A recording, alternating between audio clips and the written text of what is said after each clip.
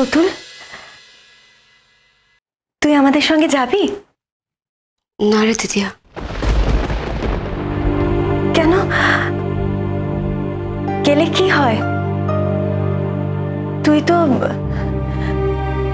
তোর মন থেকে সব মুছেই ফেলেছিস, আর আমার মনে হয় আয়ুষ ওর মন থেকে আস্তে আস্তে সব মুছে ফেলেছে। তাহলে এবার তো তোদের দুজনের সম্পর্কটা স্বাভাবিক হয়ে যেতে পারে, তাই না? আমার এখন কোথাও যাওয়ার মতো মনের অবস্থাও নেই রে দিদিয়া। কেন? ঋষির জন্য মন খারাপ বুঝি? সত্যি কথা বলতে আমার খুব চিন্তা হচ্ছে ঋষির জন্য। তুতুল, আমার সামনে এই কথাটা বলতে তোর লজ্জা করছে না? কিছুদিন আগে ঠিক এইভাবেই তুই আয়ুষের জন্য চিন্তা করতিস। আর যদি আমি ঠিক একইভাবে আয়ুষের জন্য চিন্তা করি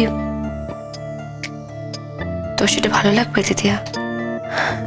আমার জন্য যে আয়ুষের জন্য তুই চিন্তা করা ছেড়ে দিয়েছিস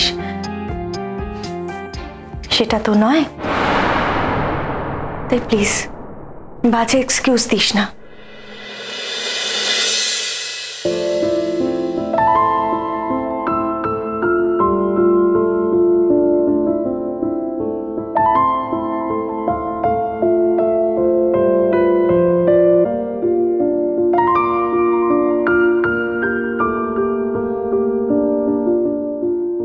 তোর সাজ হয়ে গেছে দিদিয়া, এখন তুই একদম রেডি।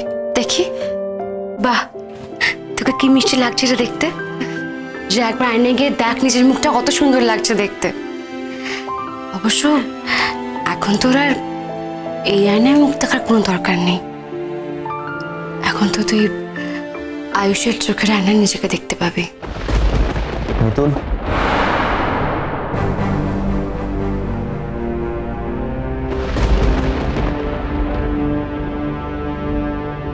বলো। এই তো আমি রেডি হয়ে গেছি যাওয়ার জন্য। প্রিমিয়ার এক্স্যাক্টলি 7টায়, আর আমাদের টাইমলি পৌঁছাতে পারে। তুমি এখানে বসে বসে সময় নষ্ট করছো। না না, আমি তো রেডি হচ্ছিলাম। আর বাড়ির সবাই না এখন যাবে না, ওরা পরে যাবে। আমি জানি, ফেরার পর তো তুলে নেবো, তারপর ডিনারে যাবো। আয়ুষ, আমি বলছিলাম যে বাড়ির সবার সঙ্গে যদি তুতুল যেত তাহলে ভালো হতো না? মিতুল, এখানে বাজে কথা শোনার এবং বলার সময় আমার নেই। তাছাড়া আমার একটা ক্লাস আছে, আমি যে কোনো কারোর সাথে ডিনারে যাই না। দিদি, আমি যাব না, আমি বাড়িতেই থাকবো।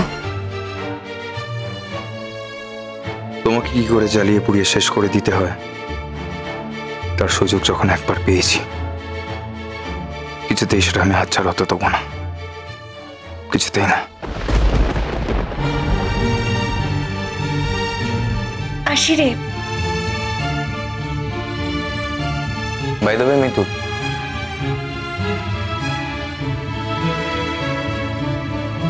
তোমার কাছে খুব সুন্দর লাগছে। আমি তোমার দিক থেকে চোখ ফেরাতেই পারছি না। চলো।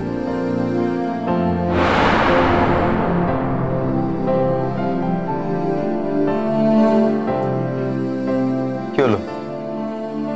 চলো।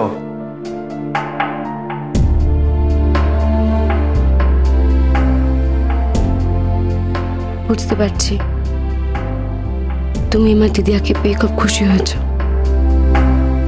আজ আমি সফল আয়ুষ। ভালো থেকো, চিরদিন আমার দিদিয়াকে নিয়ে এইভাবে সুখে থেকো আয়ুষ।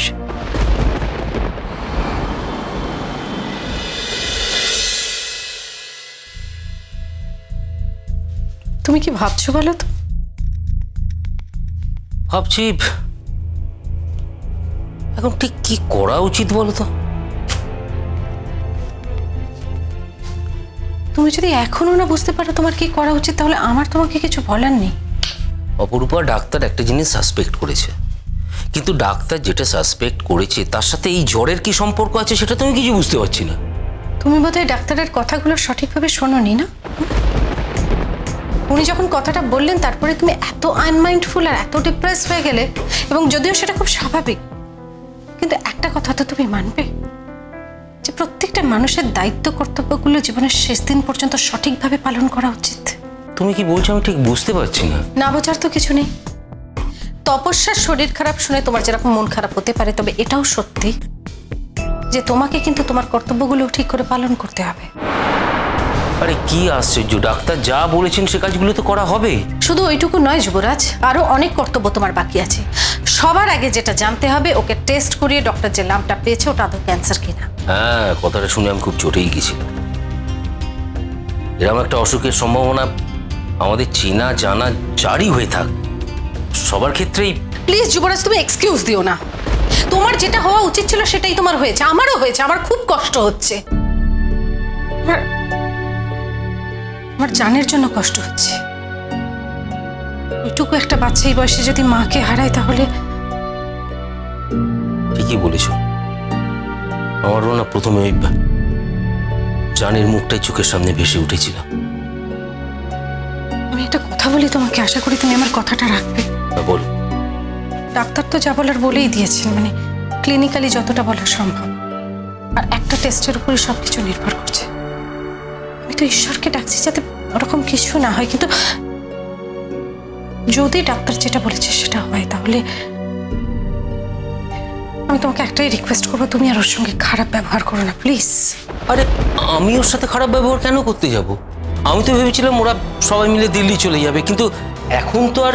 আমি তো সেটা কোনোদিনও ভাবিনি যে ওরা সবাই মিলে দিল্লি চলে যাবে। আমি তো সবসময় ভেবেছি ওরা আমাদের সঙ্গে থাকবে, মানে তোমার সঙ্গে থাকবে। অপরূপা, দেখো যুবরাজ, কাল থেকেই হয়তো একটা মানুষ মৃত্যুর ঘন্টা শুনতে পাবে, হয়তো তার দিন গোনা শুরু হয়ে যাবে। এতকাল তপস্যা কিচ্ছু পায়নি, কিছুই না, অথচ পাওয়ার কথা ছিল। কোনো কনসেশন নয়, নিজের যোগ্যতাতে পাওয়ার কথা ছিল, কিন্তু পায়নি। এতকাল অন্যরকম ছিল, কিন্তু আজকে ওকে অপূর্ণ আর রেখো না। তুমি কি বলছো? আমি ঠিক। যুবরাজ, আমি তোমাকে বুঝিয়ে বলছি, আজ থেকে তোমার আমার মধ্যে কোনো আড়াল থাকবে না। এখন তোমার প্রধান কাজ হলো তপস্যাকে বউ হিসেবে স্বীকৃতি দেওয়া। অপরূপা, জীবনটা ছেলে খেলা নয়। আমি জানি যুবরাজ, জীবনের থেকে মূল্যবান আর কিছু হয় না। একটা জীবন মহামূল্যবান, সেই জীবনে যা যা পাওনা গন্ডা সব কিন্তু তোমাকে মিটিয়ে দিতে হবে। অপরূপা, তুমি নির্ঘাত পাগল হয়ে গেছো। যুবরাজ, আমি মোটেও পাগল হয়ে যাইনি। বাস্তবটা তুমি মেনে নিতে পারছো না, সেটা তোমার সমস্যা, তার জন্য কিন্তু কাজ আটকে থাকবে না। এখন এগুলো বড় কথা নয়।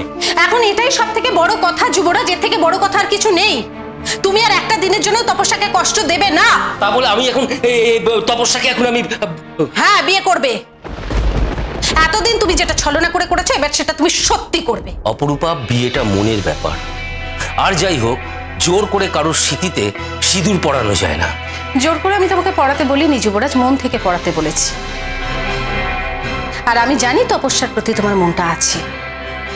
যদি না থাকতো তাহলে আমি বলতাম না, আমি নিজেই এই প্রস্তাব তোমার কাছে করতাম না। কি আসল সত্যি কথা? এখন এরকম একটা অবস্থা, এরকম একটা সিচুয়েশন, আর তার ভেতরে তুমি এসব নিয়ে পড়ে আছো। যুবরাজ, এখন এই কথাটা বলা দরকার। এখন এই কাজটা তোমাকে সারতে হবে, না হলে অনেক দেরি হয়ে যাবে, না হলে মারাত্মক কোনো ঘটনা ঘটতে পারে। তুমি কি আমায় ভয় দেখাচ্ছ, নাকি আমাকে থ্রেট করছো তুমি? হ্যাঁ, থ্রেট করছি। তপস্যা তোমার নামে কোনোদিন কোনো অভিযোগ নিয়ে থানায় যায়নি, আর যাবেও না। যাওয়ার জন্য হাজারটা রাস্তা খোলা ছিল যুবরাজ, কিন্তু ও তোমাকে ভালোবাসে। যে যাকে ভালোবাসে কোনোদিন তার ক্ষতি করতে পারে না। তপস্যার পক্ষে কোনোদিনও থানায় যাওয়া সম্ভব হবে না। ও কোনোদিন আইনের সাহায্য নিতে পারবে না, শুধুমাত্র ওর গুডনেসের জন্য, ওর ভালোত্বের জন্য কোনোদিন ওর অধিকার ফিরে পাবে না। না হলে তোমার ছেলের মা হওয়ার দাবিতে ওকে তোমাকে এক্ষুনি স্ত্রী বলে অ্যাকসেপ্ট করতে হয় যুবরাজ। প্লিজ অপরূপা, আজ এসব কথা থাক, আজ আমি খুব আপসেট আছি। জানি তো যুবরাজ, আমারও খুব কষ্ট হচ্ছে। আমি বুঝতে পারছি যে তোমার মধ্যে এখনো মানুষ বেঁচে আছে, তোমার মধ্যে মনুষ্যত্ব আছে। আমি সেটা দেখার লোভ সংবরণ করতে পারছি না, তার চূড়ান্ত রূপ দেখার।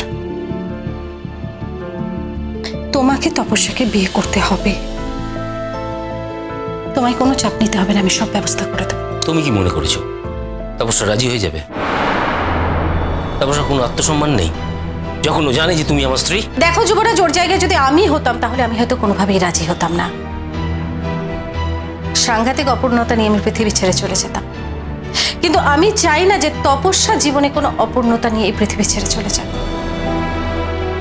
বিশেষত ছোট্ট জান এই সারা জীবন বেদনা বহন করুক, আমি এটা চাই না। কোথাও একটা যবনিকা দরকার।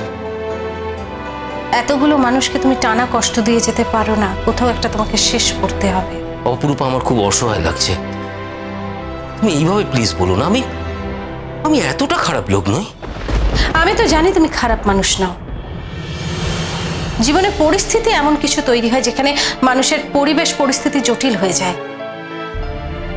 সমস্যা এমন জটিল জায়গায় যায় যেখানে যে সমস্যা থেকে মুক্তি পাওয়া যায় না। তোমার জীবনে অনেক জটিলতা আছে যুবরাজ, কিন্তু সেই জীবন এমন নয় যে যার কোনো সমাধান নেই। আমি তোমাকে বলছি যুবরাজ, তুমি তপস্যাকে প্রাপ্য সম্মান ফিরিয়ে দাও। একটা মানুষ পৃথিবী ছেড়ে চলে যাবে, চলে যাওয়ার আগে তাকে তার প্রাপ্য সম্মান থেকে বঞ্চিত করো না। এটা তোমার ধর্মের সইবে না যুবরাজ, এরকম অধর্ম তুমি করো না।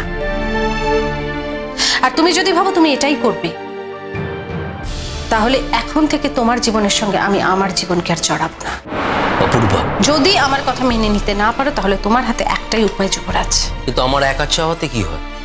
তপস্যারও তো নিজের একটা চাওয়া না চাওয়ার ব্যাপার থাকতে পারে। যুবরাজ, তপস্যার চাওয়া না চাওয়াটা তুমি আমার উপর ছেড়ে দাও। তোমার আমার উপর ভরসা নেই? কিন্তু কোনো কিন্তু নেই যুবরাজ, এখন আর আমরা কোনো কিন্তুর জায়গায় দাঁড়িয়ে নেই। চোখের তারা